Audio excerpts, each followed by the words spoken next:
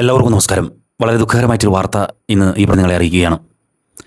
ഇക്കഴിഞ്ഞ 15-ാം തീയതി ചാലക്കുടി ഇരിഞ്ഞാലക്കുട റൂട്ടിൽ ആളൂരിൽ നിന്ന് ആനത്തടത്തേക്ക് തിരിയുന്ന അവിടെ വെച്ച് വാഹനാപകടത്തിൽ ഗുരുതരമായ പരിക്കുകളേറ്റ് ആലുവ രാജഗിരി ഹോസ്പിറ്റലിൽ ചികിത്സയിൽ കഴിഞ്ഞിരുന്ന പീണിക്കപ്പറമ്പിൽ രാജു മകൻ ജുബിൻ 16 വയസ്സ് മരിച്ചിരിക്കുന്ന വിവരമാണ് നിങ്ങളെ അറിയിക്കുന്നത്. ദിവസങ്ങളായിട്ട് ചികിത്സയിലായിരുന്നു. ഈ അപകടം നടന്ന സ്ഥലത്ത് നിന്നും സെൻറ്റ് ജെയിംസ് ആശുപത്രിയിലേക്ക് എത്തിച്ച് അവിടെ വെച്ച് തന്നെ ഗുരുതരാവസ്ഥയായിരുന്നു. തുടർന്ന് ആലുവ ഹോസ്പിറ്റലിലേക്ക് എത്തി. രാജഗിരി ഹോസ്പിറ്റലിൽ വെന്റിലേറ്ററിലായിരുന്നു. ഞാൻ മനസ്സിലാക്കുന്നത് അന്നേ ദിവസങ്ങളിൽ തന്നെ ബ്രെയിൻ ഡെത്തായിരുന്നു എന്നാണ്. പിതാവ് വരുന്നത് വരെ ജീവൻ നിലനിർത്തി കൊണ്ടുപോകാൻ വെന്റിലേറ്ററിൻ്റെ സഹായം അഭ്യർത്ഥിക്കുകയായിരുന്നു. എന്നാൽ ഈ പിതാവ് രാജുചേട്ടൻ വന്നതിന് ശേഷം തൻ്റെ മകൻ, ആർക്കും ഒരു ഓമനത്വം തോന്നുന്ന ഒരു മുഖമുള്ള ജുബിൻ, അവൻ്റെ ഈ അവസ്ഥ അത്ര കണ്ട് പെട്ടെന്ന് ബോധ്യപ്പെടാനായിട്ട് രാജുചേട്ടന് സാധിച്ചില്ല. തൊട്ടടുത്തുള്ള ധ്യാനകേന്ദ്രങ്ങളിലും കൃപാസനം ഉൾപ്പെടെയുള്ള ധ്യാനകേന്ദ്രം പ്രാർത്ഥനാലയങ്ങളും ആ പിതാവും മാതാവായിട്ടുള്ള ബീന ചേച്ചിയും കൂടി ഏത് ദൈവങ്ങളൊക്കെയാണ് വിളിച്ച് അപേക്ഷിച്ചുള്ള പെങ്ങളുണ്ട് ജുബീനിയ, ഇവരെല്ലാം ചെന്ന് പ്രാർത്ഥിക്കായിരുന്നു. ആ പെങ്ങളുടെ പറയുന്ന വാക്കുകൾ ഇപ്പോഴും ആശുപത്രിയിൽ നിന്ന് ആളുകൾ പറഞ്ഞു, ഒരു ചെറിയ ശ്വാസം പോലും മതി എനിക്ക്, എൻ്റെ സഹോദരനെ എനിക്ക് തിരിച്ചു കിട്ടിയാൽ മതി, ഒരു ചെറിയ ശ്വാസം മാത്രം മതി, ഞങ്ങൾ അവനെ വീട്ടിലേക്ക് കൊണ്ടുപോകാം എന്ന് ഡോക്ടർമാരോട് പറയുന്ന ഒരു സഹോദരി. രാജുവേട്ടൻ ഈ ഇങ്ങനെയൊരു സംഭവം അംഗീകരിക്കാൻ പറ്റാതെ അത്ര കണ്ട് മനസ്സ് തകർന്നൊരു സ്ഥിതിയിലായിരുന്നു രാജുചേട്ടൻ ഗൾഫിൽ നിന്ന് എത്തിയതിന് ശേഷം. എന്നാൽ ഇന്നിപ്പോൾ ഈ മരണം ഡോക്ടർമാർ സ്ഥിരീകരിച്ചിരിക്കുകയാണ്. ജുബിൻ്റെ മരണശേഷം ഓർഗൻസ് എടുക്കുന്നതുമായി ബന്ധപ്പെട്ട കാര്യങ്ങൾക്ക് ബന്ധുക്കൾ ഇരിഞ്ഞാലക്കുടയിൽ എത്തിച്ചേർന്നിട്ടുണ്ട്. ഇനി ഇതിൻ്റെ നടപടിക്രമങ്ങൾ എന്തായിരിക്കും എന്നുള്ളത് കുറച്ച് സമയങ്ങൾക്ക് ശേഷം മാത്രമേ അറിയാൻ സാധിക്കൂ.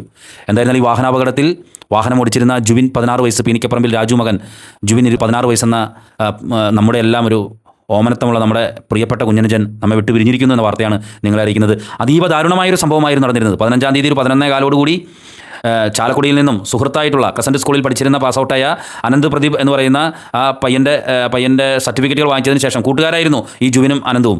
അങ്ങനെ രണ്ടുപേരും കൂടി ഇലക്ട്രിക് സ്കൂട്ടറിൽ വീട്ടിലേക്ക് പോരുന്നു. ജുബിൻ വണ്ടി ഓടിക്കുന്നു, പിറകിൽ അനന്തു നിൽക്കുന്നു. ആളൂരെത്തുന്നു, ആനത്തടത്തേക്ക് തിരിയാൻ വേണ്ടി വാഹനം ഇൻഡിക്കേറ്റർ ഇടുന്നു. പിറകിൽ നിൽക്കുന്ന കാറ് സ്ലോ ചെയ്ത് വെയിറ്റ് ചെയ്ത് നിൽക്കുന്നു, ഇവർ കടന്നു പോകാൻ വേണ്ടി. അതിൻ്റെ പിറകിലാണ് SP-യുടെ സെൻറ്റ് ഓഫിന് പോകാൻ വേണ്ടി വളരെയധികം ഇത് കൃത്യനിർവഹണമെന്നല്ല, SP-യുടെ സെൻറ്റ് ഓഫിന് പോകാൻ വേണ്ടിയിട്ടാണ് ഈ പോലീസ് വാഹനം, SP-യുടെ കീഴിലുള്ള ചാലക്കുടിയിലെ ഡാൻസ് ഓഫ് ടീം സഞ്ചരിച്ച ഈ വാഹനം പിറകിൽ നിന്നും എടുക്കുകയും അതിവേഗതയിൽ വന്ന് ഇടിക്കുകയും ഈ കുട്ടികൾ തെറിച്ചു പോവുകയും, ബന്ധുക്കൾ പറഞ്ഞനുസരിച്ച് ഏകദേശം 25 മീറ്റർ അപ്പുറത്തു നിന്നാണ് ജുബിൻ്റെ അപകടത്തിൽപ്പെട്ട ജുബിനെ കിട്ടുന്നത്. അതിനുശേഷം അതിൻ്റെ അടുത്തായിട്ട് തന്നെയാണ് അനന്തുവിനെയും കിട്ടുന്നത്. അവിടെ നിന്ന് ആശുപത്രിയിലേക്ക് എത്തിക്കുന്നതിലും പല വീഴ്ചകളുണ്ടായി എന്നാണ് നാട്ടുകാർ പറയുന്നത്. അനന്തുവിനെ അവിടെ പോലീസ് വാഹനത്തിലേക്ക് എത്തിച്ചപ്പോൾ മറ്റൊരു വാഹനത്തിലാണ് ഏറെ സമയം കഴിഞ്ഞിട്ടാണ് ഈ ജുബിനെ ആശുപത്രി സെൻറ്റ് ജെയിംസിലേക്ക് എത്തിച്ചിട്ടുള്ളത്. ഇത് നിങ്ങൾ നോക്കൂ, പോലീസിൻ്റെ ഭാഗത്തു നിന്നുള്ള വീഴ്ചയാണെന്നുള്ളതിന് പോലീസ് തന്നെ സമ്മതിച്ചിട്ടുണ്ട്. കാരണം പോലീസ് കേസെടുത്തിട്ടുണ്ട് ഈ ഡ്രൈവർക്കെതിരെ. പക്ഷേ പ്രതി 15/6/2026 11:35 മണിക്ക് KL01 BW 6036 നമ്പർ ബൊലേറോ ജീപ്പിൻ്റെ ഡ്രൈവറായി ചുമതല വഹിച്ച് കിഴക്ക് പടിഞ്ഞാറായി കിടക്കുന്ന ഇരിഞ്ഞാലക്കുട പബ്ലിക് റോഡ് കിഴക്ക് നിന്ന് പടിഞ്ഞാട്ട് അതിവേഗതയിലും അശ്രദ്ധമായും മനുഷ്യജീവന് അപകടം വരത്തക്ക വിധം ഓടിച്ചു വരവേ ആളൂർ കദളിച്ചിറ എന്ന സ്ഥലത്തുള്ള ആൻമരിയ റോയൽ ഫർണിച്ചർ ആളൂർ എന്ന സ്ഥാപനത്തിന് മുൻവശമെത്തിയ സമയം ഈ റോഡ് അതേ ദിശയിൽ മുന്നിലായ അവലതിക്കാരൻ്റെ സഹോദരിയുടെ മകൻ ജുബിൻ രാജു ഓടിച്ചും കൂട്ടുകാരൻ അനന്തകൃഷ്ണനെ പുറകിലിരുത്തി യാത്ര ചെയ്തു വരുന്ന നമ്പർ ഇടാത്ത ഇലക്ട്രിക് സ്കൂട്ടറിൻ്റെ പിറകിലിടിച്ച് ഇരുവരും റോഡിൽ തെറിച്ച് വീണതിൽ വെച്ച് ജുബിൻ രാജുവിൻ്റെ തലയുടെ ഇടതുഭാഗത്ത് ബ്ലഡ് കോട്ടാവുകയും കഴുത്തിന് പുറകിൽ ഞരമ്പ് പൊട്ടിയും അനന്തകൃഷ്ണൻ്റെ തലയിൽ ഗുരുതരമായ പരിക്കുകൾ പറ്റുവാനും ഇടയായ കാര്യം ഈ പ്രതിയുടെ പേര് പോലീസിന് അറിയില്ലേ? നമ്മളൊക്കെ ഒരു പ്രശ്നത്തിൽ പെട്ട് കഴിഞ്ഞാൽ പെട്ടെന്ന് പ്രതികളുടെ പേരൊക്കെ എഴുതി ചേർക്കാൻ എന്തൊരു ഇതാ നോക്കിയേ. പ്രതിയുടെ പേരില്ല, ഒരു സംഭവമില്ല. ഈ കുട്ടികൾക്ക് ഇപ്പോൾ ഈ ആശുപത്രിയിൽ ഇപ്പോൾ ചികിത്സയിൽ കഴിയുന്ന കുട്ടിയടക്കം മരിച്ച ജുബിനടക്കമുള്ള ആളുകൾക്ക് വന്ന ചികിത്സാ ചെലവ് എത്ര ഭീമമാണെന്നറിയോ? എന്താണ് സർക്കാരിൻ്റെ ഭാഗത്തു നിന്നുണ്ടായ നടപടി? ഞാൻ മറ്റൊരു വാർത്ത നിങ്ങളെ ശ്രദ്ധപ്പെടുത്താണ്. കാഞ്ഞങ്ങാട് ഹൈവേ പെട്രോളിങ്ങിനിടെയുണ്ടായ അപകടത്തിൽ ജില്ലാ ഹെഡ്ക്വാർട്ടേഴ്സിലെ സിവിൽ പോലീസ് ഓഫീസർമാരായ KM സൂരജ്, അലോഷ്യസ് മാത്യു എന്നിവർക്ക് ഗുരുതരമായി പരിക്കേൽക്കുകയും കാലുകൾ മുറിച്ചു മാറ്റേണ്ടി വരികയും ചെയ്ത വിവരം അറിഞ്ഞു. ചെറുപ്പക്കാരായ ഈ ഉദ്യോഗസ്ഥർക്ക് ഇങ്ങനെയൊരു അവസ്ഥ നേരിടേണ്ടി വന്നത് അങ്ങേയറ്റം ദൗർഭാഗ്യകരമാണ്.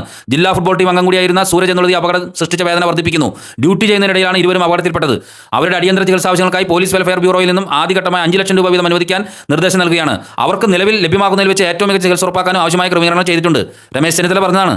ആരും അതിനെ എതിർക്കണില്ല. കാരണം 2 പോലീസുകാർ കൃത്യനിർവഹണത്തിൽ വെച്ച് അപകടം പറ്റി കാല് മുറിച്ചു മാറ്റിയിട്ടും തീർച്ചയായിട്ടും മനുഷ്യത്വപരമായ ഇടപെടലുണ്ടാവണം. പക്ഷേ ഈ ആളൂരിൽ ഇലക്ട്രിക് സ്കൂട്ടറിൽ സഞ്ചരിച്ച ഈ 2 കുട്ടികൾ, അതിലൊരു കുട്ടി മരിച്ചു, ഒരു കുട്ടിയുടെ ജീവൻ തുലാസിലാണ്. ഇപ്പോഴും 10-15% മാത്രമാണ് ആ കുട്ടിയുടെ ജീവൻ തിരിച്ചു കിട്ടുമെന്നുള്ള പ്രതീക്ഷയുള്ളത്. സ്പെഷ്യൽ ICUവിലേക്ക് മാറ്റിയിരിക്കുകയാണ്. ആസ്റ്റർ മെഡിസിറ്റി ഹോസ്പിറ്റലാണ്. അവിടെയും ബന്ധുക്കൾ നെഞ്ചത്തടിക്കുകയാണ്. ഈ കുട്ടികളുടെ ചികിത്സാ ചെലവ് ആര് വഹിക്കും? ആരാണ് ഇവർ ഇടിച്ചു തെറിപ്പിച്ചത്? പോലീസല്ല ഇടിച്ചു തെറിപ്പിച്ചത്, ഡാൻസ് ഓഫ് ടീമിൻ്റെ വാഹനമല്ല ഇടിച്ചു തെറിപ്പിച്ചത്.